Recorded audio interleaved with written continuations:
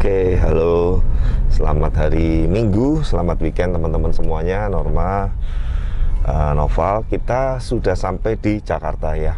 Nah, untuk yang vlog kali ini, kalau teman-teman ingat kita beberapa minggu yang lalu masukin ikan dari Bless yang diborong sama customer Jakarta, betul, yang kolamnya tidak terlalu dalam, tapi secara estetika, desain dan lain-lain itu sangat bagus sekali.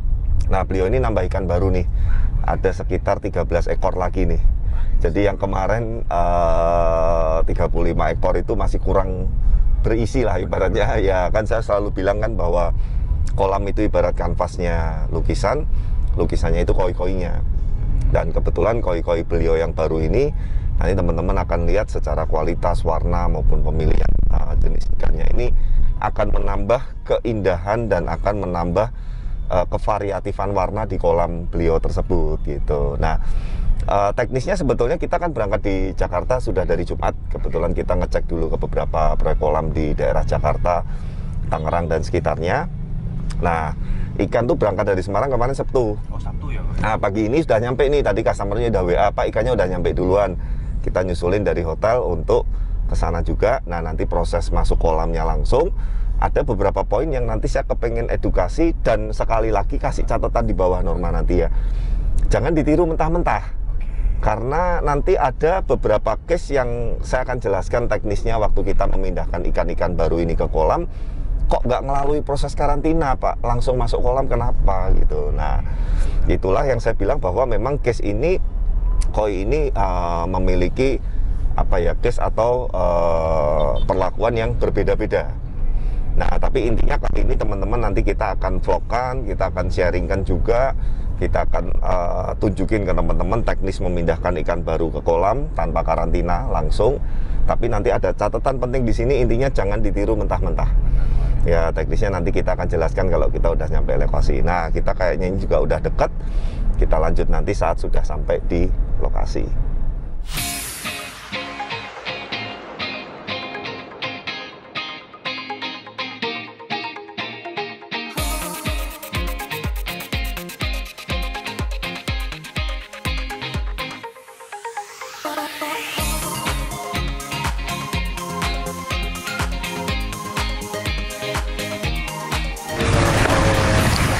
Oke, hai teman-teman Bless People, kita sekarang udah di lokasi Norma. Nah, ini kalau teman-teman ingat shoot ke kolamnya aja Norma. Waktu kita antar ikan pertama kan lumut ini masih tipis-tipis. Ya. Jadi airnya kan masih kelihatan hijau nih, lihat dalam waktu sekitar kurang lebih 2 minggu lumutnya udah tebel banget. Dan ini buat edukasi jangan dibersihin teman-teman dan Norma. Justru nanti ini bisa lebih tebel lagi, bisa nanti lebih tebel lagi seperti karpet. Karena ini salah satunya bisa buat air juga lebih bagus, buat ikan koi juga lebih nyaman. Jadi koi itu lebih nyaman kalau dasarnya gelap. Biar warnanya juga lebih ngangkat. Coba kamu shoot ikannya tuh. Sekarang dia kelihatan lebih warnanya nyala-nyala merah-merah tuh, lihat. Tuh, yang kemarin di video sebelumnya kan airnya seperti green water, hijau. Ikannya agak kelihatan warnanya sedikit lebih ngedrop. Selain memang waktu itu baru masuk juga. Nah, ini kan sudah 2 mingguan, sudah mulai makan sedikit-sedikit, tapi kemarin saya instruksiin untuk puasa, termasuk kali ini kita kepengen sharing ke teman-teman nih. Ada tambahan ikan baru dari Bless Koi, totalnya 13 ekor. Ikannya seperti apa, kualitasnya seperti apa, nanti teman-teman lihat. Nah, kenapa kok boleh masuk kolam langsung? Nah, itu nanti tolong digarisbawahin atau dicatat, jangan ditiru mentah-mentah. Ada case-nya. Yang pertama saya kasih tahu, teman-teman, semua ikan di satu kolam ini satu sumber dari Bless Koi semua. Jadi yang sudah masuk kolam, yang sudah kita kirim sebelumnya, dan yang hari ini berangkat, itu sumber airnya sudah sama dari Bless Koi semua. Yang kedua, di Bless Koi sudah dilakukan standar karantina yang benar. Kurang lebih ikan-ikan yang hari ini nyampe ini karantina kurang lebih 7 hari sampai 8 hari. Dengan standar karantina di kita. Ya, nanti Norma shoot tempat karantina kita seperti apa, betapa ketatnya, ikan per ikan, fat per fat itu kita pisah-pisah. Kita tutup, kita stabilin suhunya, intinya ikannya sudah stabil mapan. Nah, yang ketiga, di kolam ini sebelumnya sudah puasa 2 hari sebelumnya. Jadi ini udah total nggak makan dari 2 hari yang lalu. Berarti 2 tempat antara ikan mau datang sama ikan yang di lokasi itu harus puasa juga. Betul, ya? Betul. Yang sebelum mau dikirim harus puasa karantina dulu supaya membersihkan pencernaannya sewaktu packing pengiriman nanti kita akan tunjukin packingannya seperti ini, dan nanti ikannya pun kondisinya juga bagus, fit, bersih. Itu yang saya bilang, teman-teman jadikan salah satu patokan untuk kita memilih ikan dari dealer itu yang memiliki standar karantina yang baik dan benar.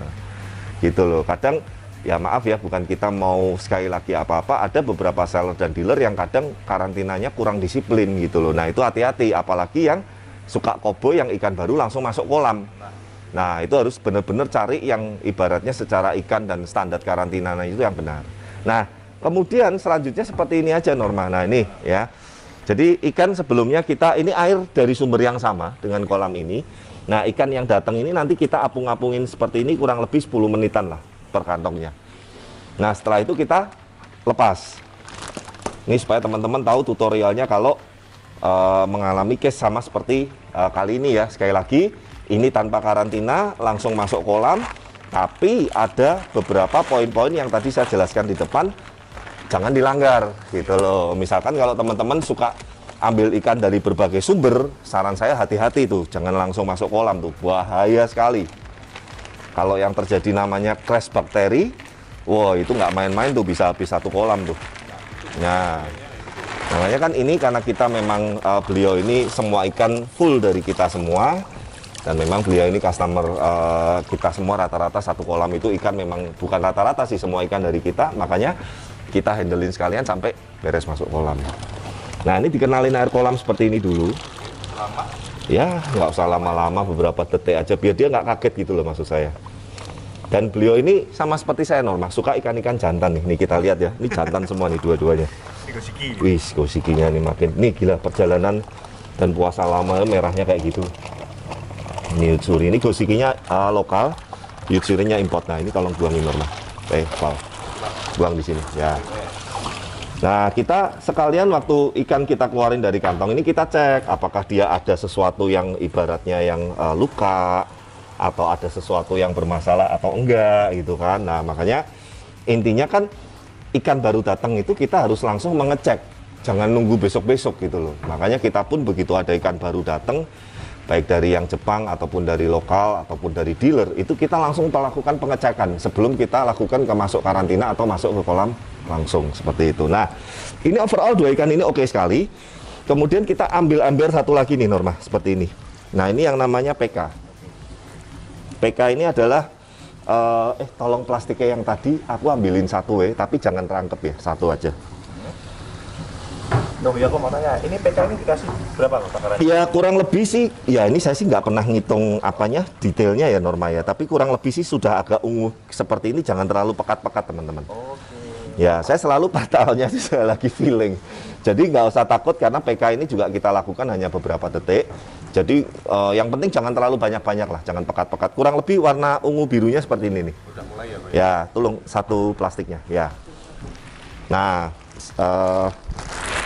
kemudian ikan dari sini ya kita setelah lakukan pengecekan aman semua, kita lakukan proses pemekaan sebelum masuk ke kolam. Ya, jadi supaya ikannya nggak kenapa-kenapa, nggak loncat, nggak resiko kebentur dan apa-apa, kalau paling gampang itu gunakanlah kantong plastik seperti ini.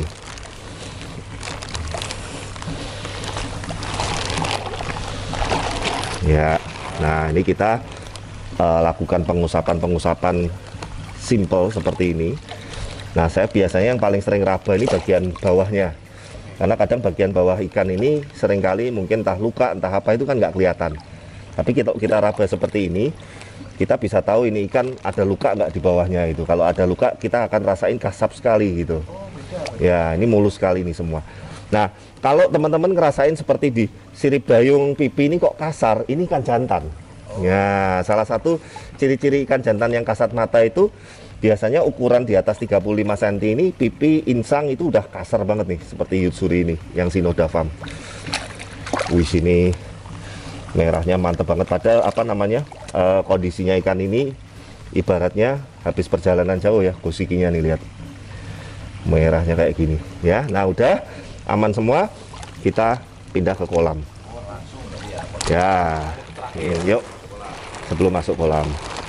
Nah, sekali lagi teman-teman, kalau teman-teman yang nggak pede dengan tangan kosong langsung pindahin ke kolam, saran saya pakai kantong plastik seperti ini. Buat ikannya ini lebih aman. Oke.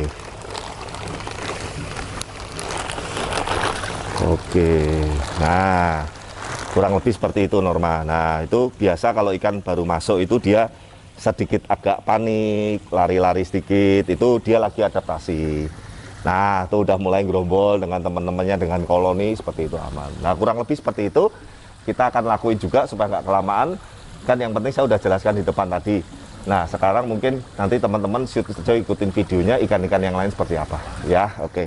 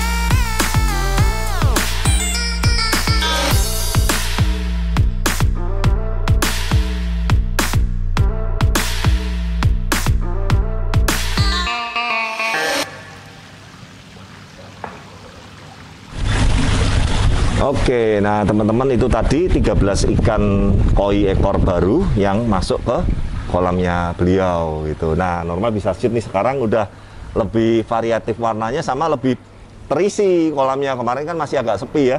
Dan kebetulan 13 ikan yang baru ini ada sekitar 8 ekor yang size-nya ini 45 BU ke atas. Jadi agak gede-gede. Nah, itu tadi langkah-langkah ngendel ikan baru, kemudian kita stabilin, kemudian kita masukin kolam langsung, dan dengan catatan sekali lagi, kenapa masuk kolam langsung? Karena tadi udah saya jelaskan di depan ya, jangan langsung ditiru mentah-mentah. Nah, overall saya lihat dari kualitas airnya dibandingin waktu 2 minggu sebelumnya kita kesini, ini udah jauh lebih bagus. Makanya kalau Norma ingat, dulu waktu kita antar ikan yang pertama, waktu ikan masuk kolam yang flashing banyak. Yang ngeflash, bahkan ada yang loncat-loncat, sampai ada sempat yang loncat keluar satu segala macam, karena memang kualitas air waktu itu karena kolam masih running baru belum sebagus ini. Nah, ini kurang lebih berarti kolam ini runningnya udah 1 bulan nih, dari mulai diganti media total sama beliau sampai sekarang. Dan Norma agak deket sini mah, nih lihat nih airnya kalau perlu di zoom. Jadi ini bener-bener beningnya nih kristal teman-teman, kristal yang celing sampai tembus ke dasar. Meskipun ini nggak terlalu dalam, cuma 70 cm, tapi kalau teman-teman ingat video kita yang sebelumnya di review kolam ini, saat ini kualitas airnya ini 3 kali lipat lebih bagus. Jauh. Nanti bagus-bagusnya tadi saya udah jelasin ke beliau, itu masuk bulan ketiga. Itu masuk bulan ketiga sebuah kolam koi itu istilahnya mecer-mecernya atau jadi-jadinya airnya. Nah, disitulah nanti biasanya ikan-ikan koi pun akan mapan sekali. Tentu saja kembali lagi mengingat kita juga penting sekali pemilihan kualitas ikannya gitu. Jadi kenapa bisa merah-merah seperti ini padahal ikan baru? Kenapa ikan baru datang nyala tetap merah? Anatominya tetap bagus, kualitasnya bagus, karena memang beliau sudah memilih kualitas yang bagus, bukan karena faktor pakan apa dan lain-lain seperti itu. Nah, kurang lebih seperti itu teman-teman. Saya di video kali ini kepengen sharing intinya bagaimana cara mentreatment ikan koi yang baru datang ke kolam, tapi dengan catatan lakukan dulu langkah-langkah seperti yang saya jelaskan di depan. Dan sekali lagi pastikan ikan yang mau masuk kolam langsung ini sumbernya jelas, karantinanya juga sudah jelas, dan usahakan dari satu sumber yang sama. Jadi jangan dari dealer A, dealer B, dealer C, petani A, petani B, C datang bareng, langsung masuk kolam bareng. Itu dijamin 99% masalah. Nah, nanti kalau ada yang bilang, Pak, saya biasanya kayak gitu nggak apa-apa, belum apes aja. Itu saya percaya omongan saya, karena saya 10 tahun lebih, hampir 11 tahun ini tuh, gara-gara nyepelein seperti itu, ngalamin musibah yang nggak enak itu nggak sekali 2 kali Norma. Makanya sejak saat itu saya komit kapok lah, nggak berani. Kamu lihat kan kita sampai di Semarang itu Saya tanyakan sama anak-anak, ini ikan dari pengirimnya mana? Oh dari sini Pak, oke, fatnya sini. Oh ini dari mana? Oh ini yang dari petani Pak, oke, fatnya sini.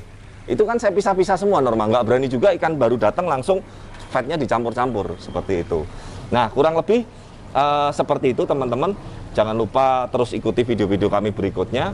Dukung terus channel kami, like, comment, subscribe. Dan sampai ketemu di video-video berikutnya. Terima kasih.